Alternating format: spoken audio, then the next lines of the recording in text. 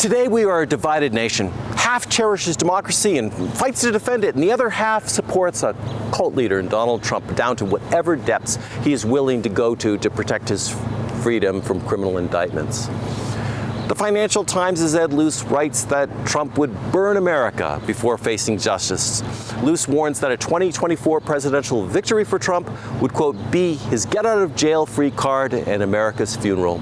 On Tuesday, Trump was arrested and indicted under the Espionage Act of 1917 that makes it unlawful for someone without authorization to willfully retain national secret documents and fails to deliver it to the officer or employee of the United States entitled to receive it. And most observers agree that Trump violated that act. He even admitted to doing so on CNN's town hall, that he willfully retained those documents. And to be sure, I am not here to defend the Espionage Act. On so many levels, it is an indefensible, ill-conceived law signed by President Wilson to stifle First Amendment questions about America's entry into World War I. And too many journalists were wrongfully imprisoned because of that act. Socialist presidential candidate Eugene Debs was imprisoned in 1918 for that law after he proclaimed that, quote, the working class have never yet had a voice in declaring war, and if war is right, let it be declared by the people, you who have your lives to lose. The Espionage Act has a fraught history, but today that act is still law, and Trump looks like he broke it. But with his criminal exposure, Trump has put America into an awful quandary. Either you believe him that he is a victim of a weaponized Department of Justice, or you believe that his populism and ubiquitous lies constitute an existential threat to American democracy. There is not one shred of evidence that President Biden or his Attorney General Merrick Garland tipped the scales in favor of an indictment. President Biden has remained mum on many questions surrounding Trump, but he has instructed his aides to do the same, and his stance has been to stay out of the affairs of justice, even though the DOJ is under the purview of the executive branch.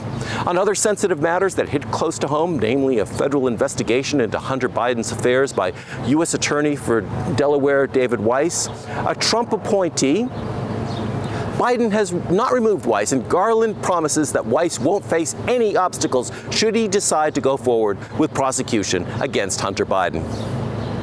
The difference in approach to handling of the DOJ between the presidential frontrunners, Trump and Biden, is stark. One believes in the rule of law, and the other would shred those laws for his own gain. And although the DOJ went forward with indictments on 37 criminal counts against Trump, it's a reluctant prosecution nonetheless. The DOJ has repeatedly attempted to negotiate a peaceful solution. They asked for Trump to merely return the reams of documents that belong to the government. And why he didn't is a lingering question. Is it that Trump is a hoarder? Does he believe that he's above the law?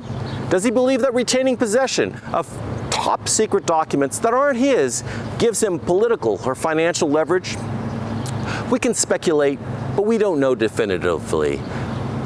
Why did the DOJ seek a negotiated settlement? Because any lawful lawsuit is messy, especially against a former president, Donald Trump, who will seek to further rent this country apart. And one juror can hang a jury, or an inexperienced judge could tilt her bias toward the accused and make a hash of the prosecution's efforts.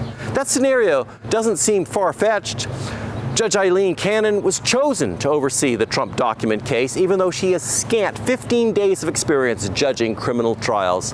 Cannon's, quote, reign of error, as the New Republic cleverly put it, described the 11th Circuit's scathing rebuke of her ill-conceived, rogue rulings in the very same case. Trump claims that he will seek retribution against those who prosecute his misdeeds, and most Republicans believe him, and they either believe him or they don't care. But it doesn't matter. What does matter is that we are gripped by an egomaniacal scoundrel who will stop at nothing to tear us apart. And what are we going to do about it? Today, in 1858, presidential candidate Abraham Lincoln warned that a house divided against itself cannot stand.